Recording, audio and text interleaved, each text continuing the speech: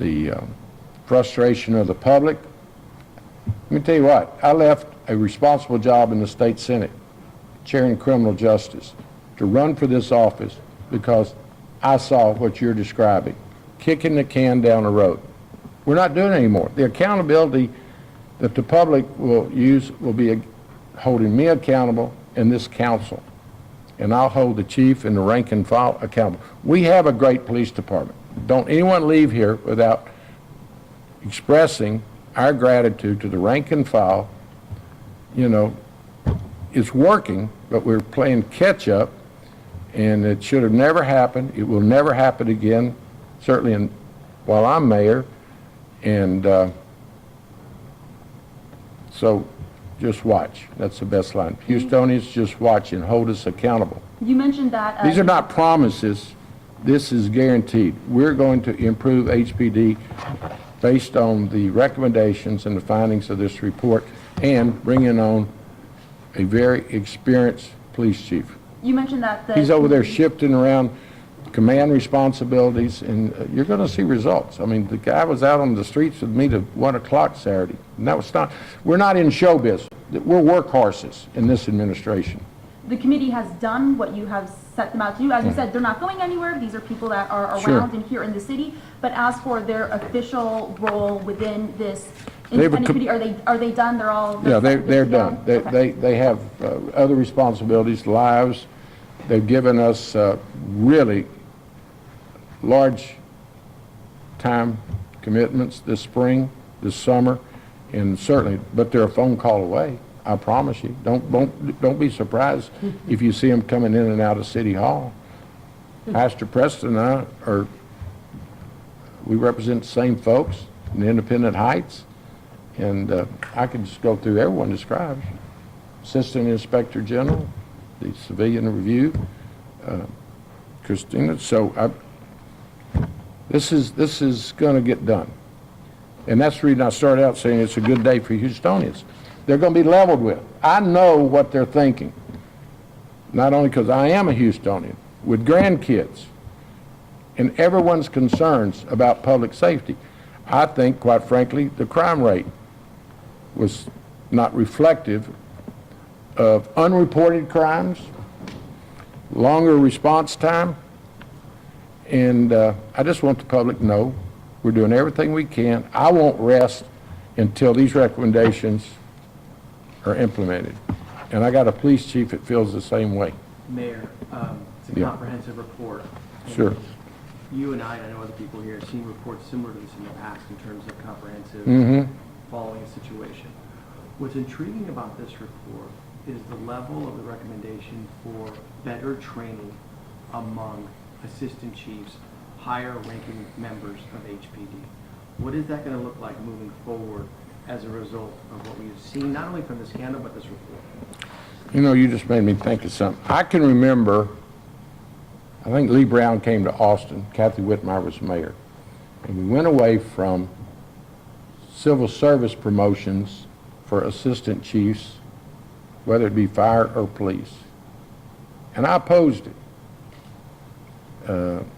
because what I believed would happen has happened. A lot of our assistant chiefs in both departments are political appointments. Just look at the turnover. Don't take my word for it. Go back in time. New mayor, new chiefs, new command staff.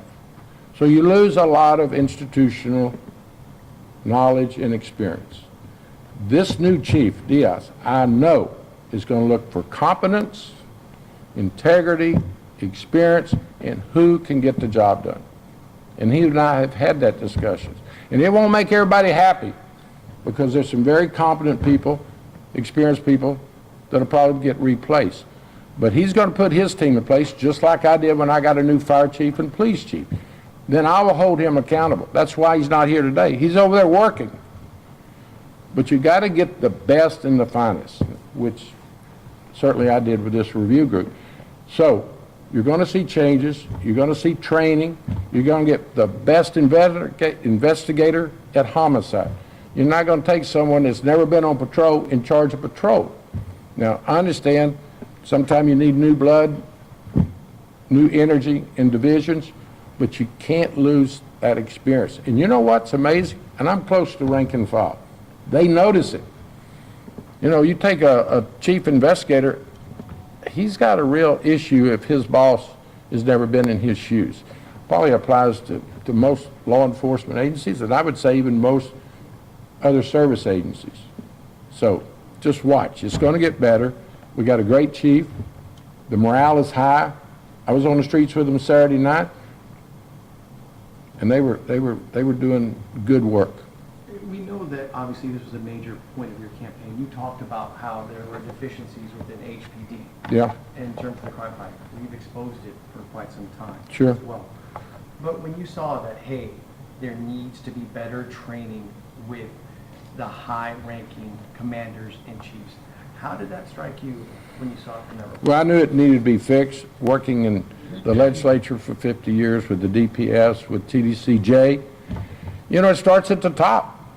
It's what's the mission statement, and then hold people accountable and support your people.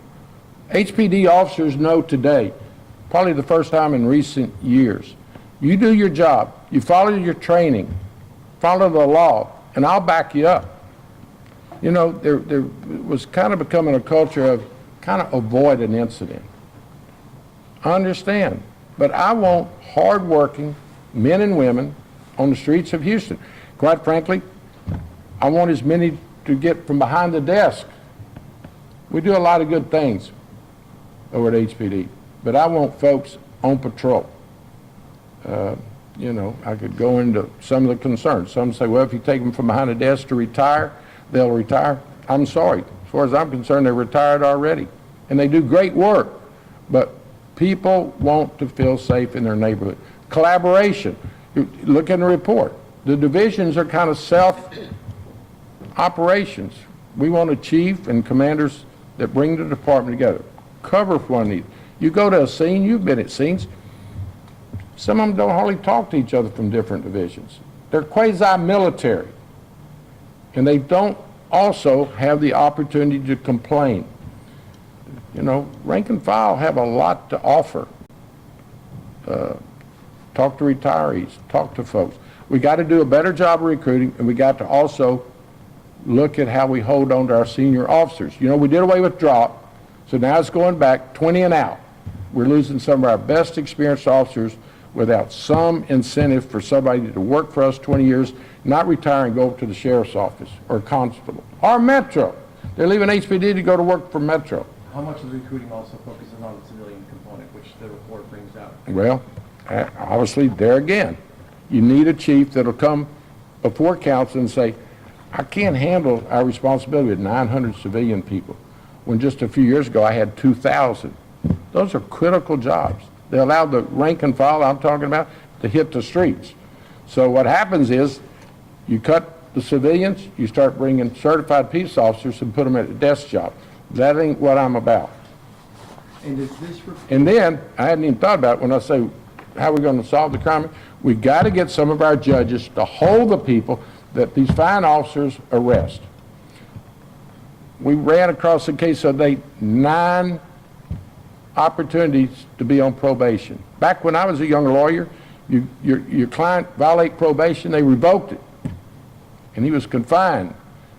Not the case now. I had an officer report the other day, an individual, a suspect, had 2 monitors, one from Galveston County and one from Houston. Can you imagine that? How'd you like to be an officer?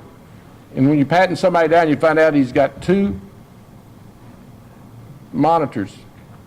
What do you call them? Ankle monitors. Ankle monitors. I wasn't far off. Can you imagine that? Guy's got one from Harris County, and one from Galveston, and he's being arrested again. Some of the judges are doing a great job, but some judges are still releasing murders and capital murders on a bond. Most dangerous population you could have on the streets of Houston. About 900 people are on the streets of Houston today waiting to go to court for murder or capital murder. There is a population that's reaping havoc and jeopardizing our public safety. So I want my officers to do their work, which they are, take them over there, do an appropriate bond, and get them to court. Should Houstonians today, sir, view this report as this is the end of this scandal?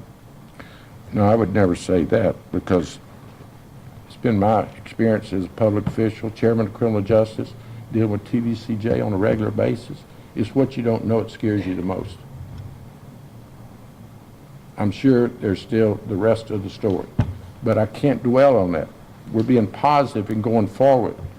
We're going to have, as we did Saturday night, task force going from one community to the other, and then we're going to address crime on the streets of Houston. I know it's affecting people's lifestyles.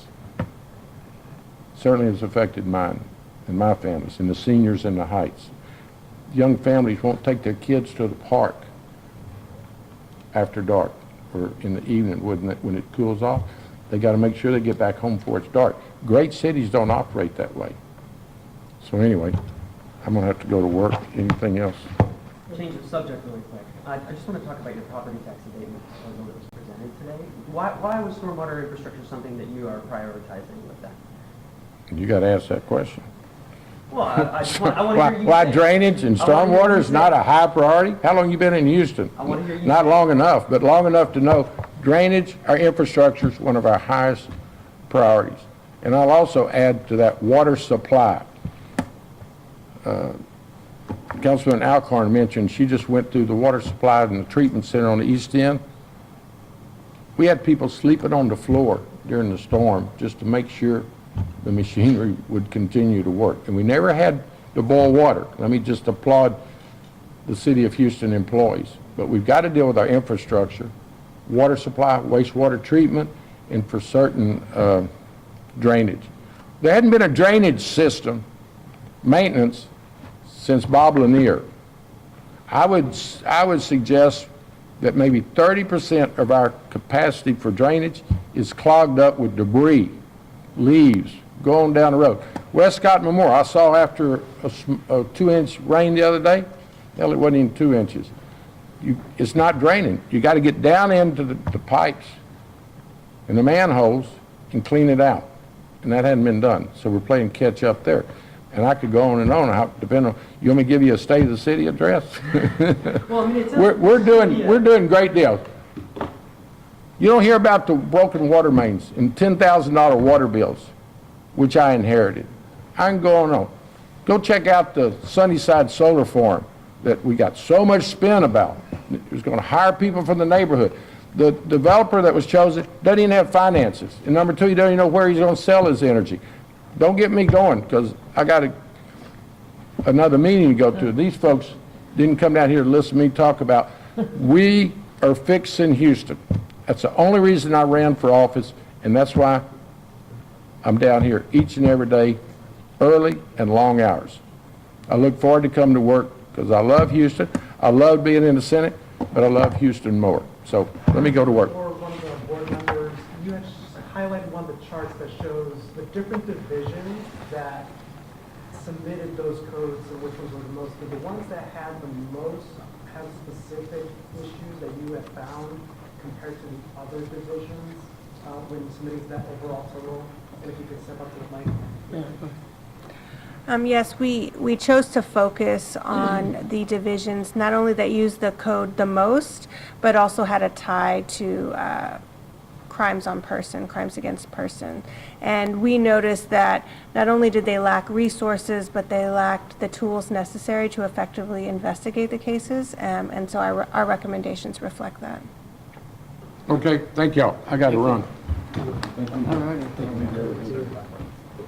Anytime. Go get to work. Thank you. Look forward to working. Thank you, Cheryl.